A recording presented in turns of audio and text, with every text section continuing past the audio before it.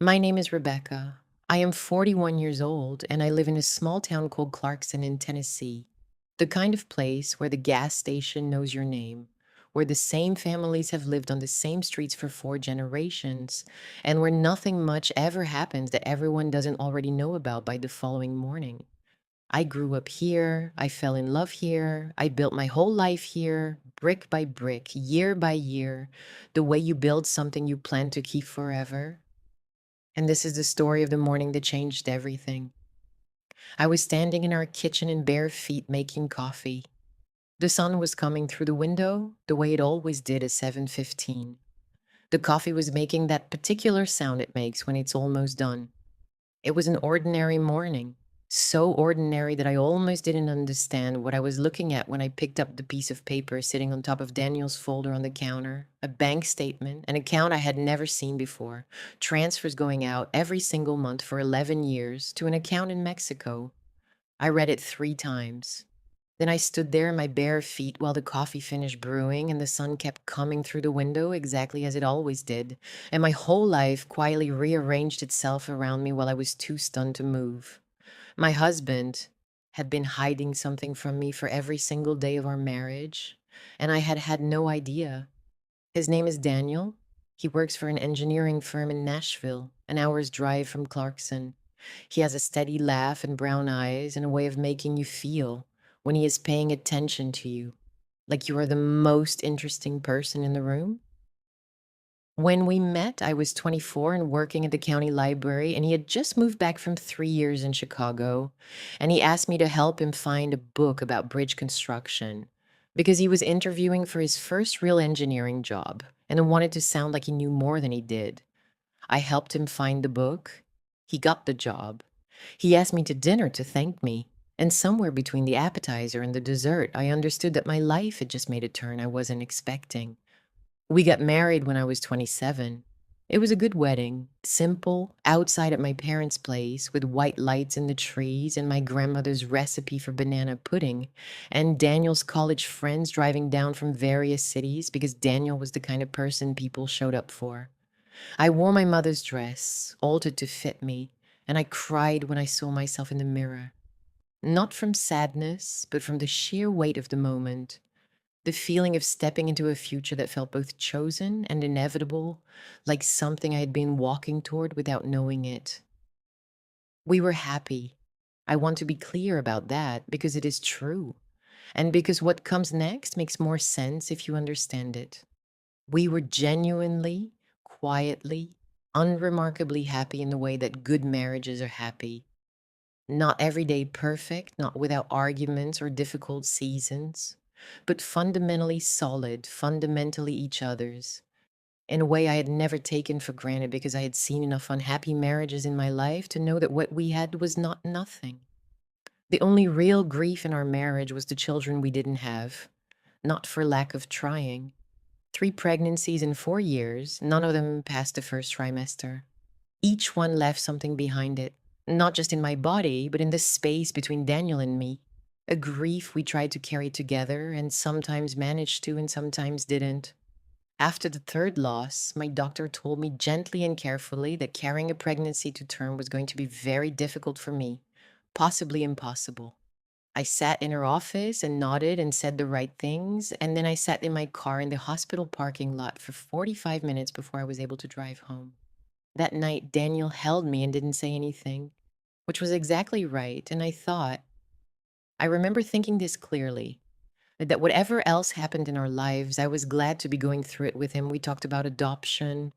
We filled out the early paperwork, went to the information sessions, started the long process of becoming people that the system considered qualified to raise a child. And then Daniel got a major promotion at the firm, and the workload increased. And the adoption paperwork sat in a folder in the filing cabinet, and we told each other we'd come back to it when things settled down. Things didn't settle down. Time moved the way time does. In a current you don't notice until you look up and realize how far you've traveled from where you meant to go. I don't know exactly when I stopped grieving the children we didn't have and started just living the life we did have. It wasn't a decision. It was more like a slow accommodation. The way your eyes adjust to a lower light. We had a good life. I was running the library by then, a job I loved. Daniel had his work. We had friends, dinners, the house, the town, each other. I told myself it was enough. Most days I believed it. The bank statement that changed everything was from an account I didn't recognize. I found it tucked into a folder in Daniel's home office when I was looking for our car insurance renewal documents. It looked like any other piece of paper. The account was in Daniel's name only, opened 11 years ago at a bank I'd never heard of, and it showed a transfer of $450 going out every single month like clockwork for all 11 years to an account in Mexico. I stood in his office holding that paper and read it 3 times. Then I went and sat on the bed in our bedroom and read it 3 more times. My mind was doing what minds do in those moments, running through every possible explanation, starting with the most benign and working its way toward the ones that made my chest go tight. He had a woman there. He had been paying for something he was ashamed of. He had a secret I had been living inside without knowing it for 11 years. I put the statement in my bag and I went to work and I did not tell anyone what I had found and I held it inside me all day like something sharp. I called my best friend Carla on my lunch break and I talked to her about nothing important for 20 minutes because I needed to hear a friendly voice without having to explain why. That evening, Daniel came home and kissed me on the cheek and asked about my day, and I looked at his face, the face I had been looking at for 12 years, and I thought, who are you? And for the first time in our marriage, I was genuinely afraid of the answer. I waited 3 days before I said anything, which was the hardest 3 days of my life up to that point. I needed to be sure of what I was going to say before I said it because I understood instinctively that this was a conversation I would only get one chance to have honestly. And if I went in furious and accusatory and wrong about the reason, I would never fully trust his answer. So I waited and I watched him, and I thought about every small thing I had not understood over the years. The occasional long silences when he came back from certain business trips, the twice a year he took a personal day without explaining why, the way he sometimes looked at children in restaurants with an expression I had always read as sadness about our own losses, and now suddenly could not be certain about. On the fourth evening, after dinner, when we were both sitting in the living room, I took the bank statement out of my bag and set it on the coffee table in front of him. He looked at it for a long moment without picking it up. And then he looked at me, and something in his face did the thing faces do when a person realizes that the moment they have been dreading and postponing for a very long time has finally arrived.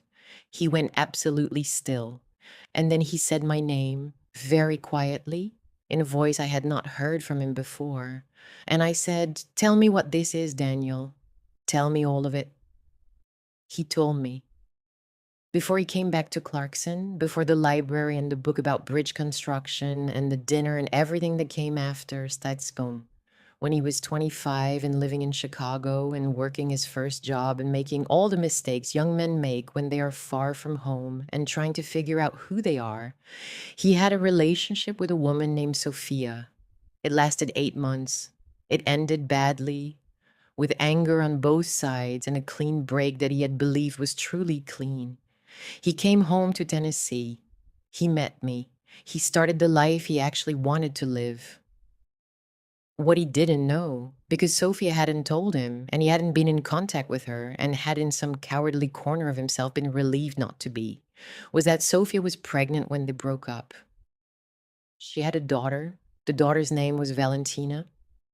She was now 17 years old, living in Guadalajara with Sophia's mother because Sophia had died of cancer 2 years ago, and Valentina had found Daniel through records Sophia had kept, and she had contacted him 8 months ago, and he had been talking to her, and the money had been going to Sophia's mother to help take care of Valentina, and he had been trying to figure out how to tell me, and he hadn't, and here we were. I sat across from my husband and I listened to all of this, and I did not say a single word until he was finished. Then I stood up and I walked upstairs and I got into bed, fully dressed, and I stared at the ceiling until 4 in the morning. I want to be careful here about how I describe what I felt because it was not simple. And I think it would be dishonest to make it sound simple. There was anger, yes, enormous anger, the kind that sits in your sternum and makes it hard to breathe. He had kept this from me for our entire marriage. Not a small thing, not an embarrassing detail, but a daughter, a human being, 17 years old, who existed in the world because of my husband, and who I had been kept ignorant of for reasons that came down ultimately to fear and shame and a series of decisions to keep postponing the truth. I had the right to that anger. I held it and I knew it was legitimate. But underneath the anger was something else, something more complicated and in some ways more painful. Because I was also thinking about a 17-year-old girl in Guadalajara whose mother had died 2 years ago, who was living with an elderly grandmother, who had spent God knows how long searching for the father who didn't know she existed, and who had finally found him and who was now, whether she knew it or not, caught in the middle of a marriage that was cracking open 8 months after she made contact. Valentina. I kept saying the name to myself in the dark. Valentina, 17. Mother dead, father a stranger. What was she hoping for when she reached out to Daniel? What did she think was going to happen? In the morning, I told Daniel to give me 2 weeks, to sleep in the guest room, to not push me for a conversation I wasn't ready to have. He agreed quietly, without argument, which told me he understood the magnitude of what he had done, even if understanding it was arriving too late to have been useful. I called Carla and told her everything. She came over that evening with wine and the particular quality of listening that only very old friends are capable of. Not fixing, not advising, just being present while you try to say out loud the thing that your mind has been circling for 24 hours. She asked me at one point what I wanted to do. I told her I didn't know yet. I told her I felt like I was standing in a hallway with doors on every side and I couldn't see what was behind any of them. What I did on the fifth day was ask Daniel to show me the messages between him and Valentina. He handed me his phone without hesitation, which I noted. I sat at the kitchen table and I read 8 months of conversation between my husband and a girl he had not known existed until she found him. I don't know exactly what I expected. Something simpler, maybe. Something I could respond to more cleanly with anger or with pity or with some uncomplicated emotion that would tell me clearly what to do. What I found instead was a conversation between a cautious, guilty man and a girl who was heartbreakingly careful with him. Not demanding, not angry, not asking for things she hadn't been offered. She called him Daniel, not Dad, because she said she didn't know what to call him and she didn't want to assume. She asked him questions about himself the way you'd ask someone you'd just met because she had just met him. She told him about her mother, small details, the way Sophia had taught her to cook, and the music Sophia loved and the way Sophia had talked about him.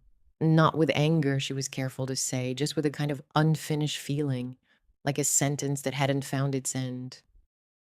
At one point, Valentina had written, I don't know what I want from this. I think I just wanted to know you existed, that half of me had a name.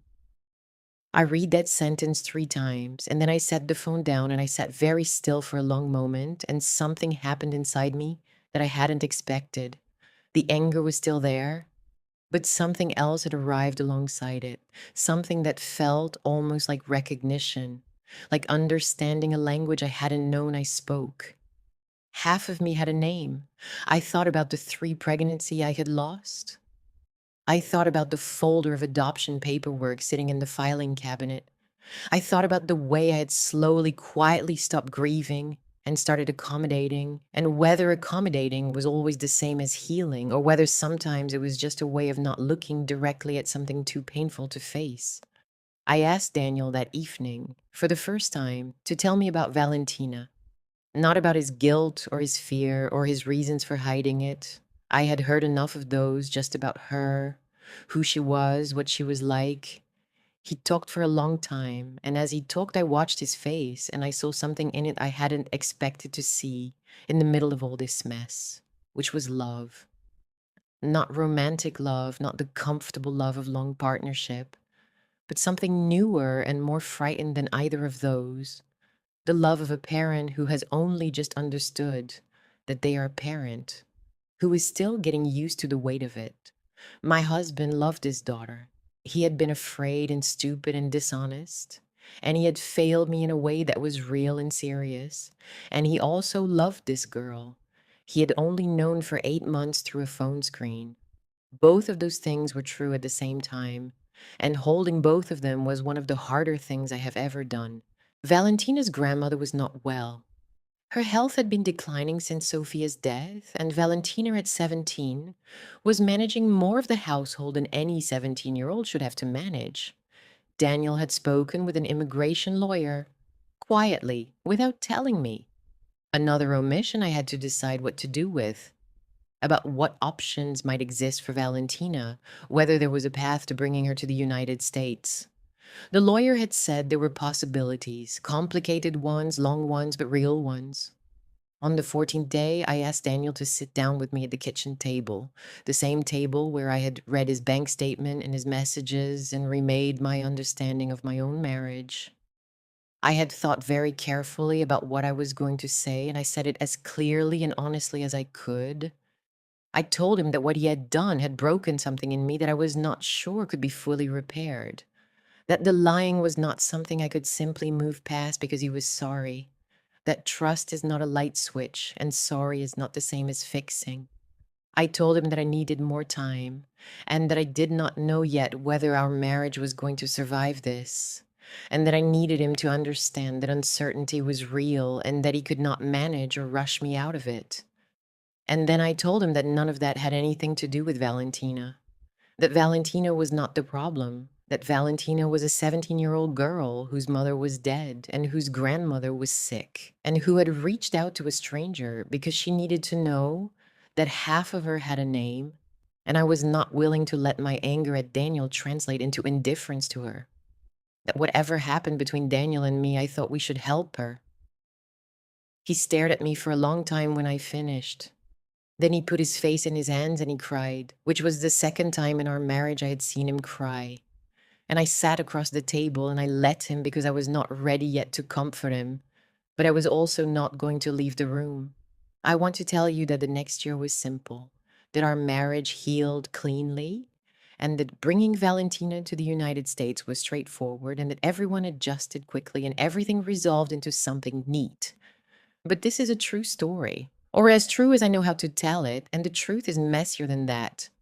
The immigration process took 11 months. There were forms and lawyers and delays and moments where it seemed like it might not happen at all. Daniel's relationship with Valentina moved slowly and awkwardly. Two strangers who shared blood trying to figure out what obligations they had to each other, what they were allowed to want. There were phone calls that went well and phone calls that went badly. There was a video call one Sunday evening where Valentina, not knowing I could see the screen from across the room, spent 20 minutes making Daniel laugh with a story about her grandmother's cat. And I stood in the kitchen doorway and watched my husband laugh with his daughter for the first time and felt something complicated and enormous that I still don't fully have a name for. Daniel and I went to marriage counseling every week for most of that year. Our therapist was a woman named Dr. Yates, who had seen everything and was impressed by nothing and asked questions that made both of us uncomfortable, and were therefore exactly the right questions. There were sessions that left me raw and furious, and sessions that left me exhausted, and sessions that left me unexpectedly with more clarity than I had walked in with. I learned things about myself in that room that I think I had been avoiding knowing.